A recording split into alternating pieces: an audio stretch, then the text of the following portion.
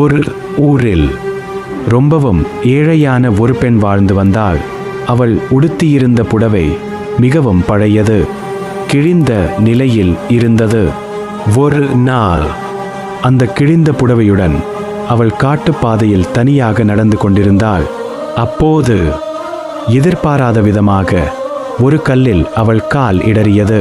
தடுமாறி விழுந்ததில் அவள் உடுத்தியிருந்த அந்த பழைய கிழிந்த புடவை அருகில் இருந்த ஒரு குளத்தில் விழுந்துவிட்டது. தன்னிடம் இருந்த ஒரே புடவையும் போய்விட்டதே என்ற துக்கத்தில் அந்த பெண் மனம் உடைந்து அழுதாள்.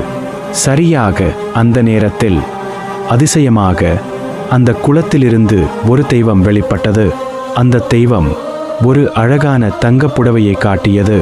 பிறகு ஒரு மின்னும் வெள்ளி புடவையை கொடுத்தது. அதற்கு பிறகு ஒரு புத்தம் புதிய பனாரஸ் பட்டு புடவை எடுத்து காட்டியது. அதை பார்த்த அந்த பெண் பணிவுடன் சொன்னாள், ஐயனே, இவை என்னுடைய புடவைகள் அல்ல, தயவு செய்து என்னுடைய பழைய புடவையை கொடுங்கள் டோட். அதற்கு அந்த தெய்வம் புன்னகையுடன் சொன்னது, இந்த 3 புடவைகளுமே உன்னுடையதுதான்.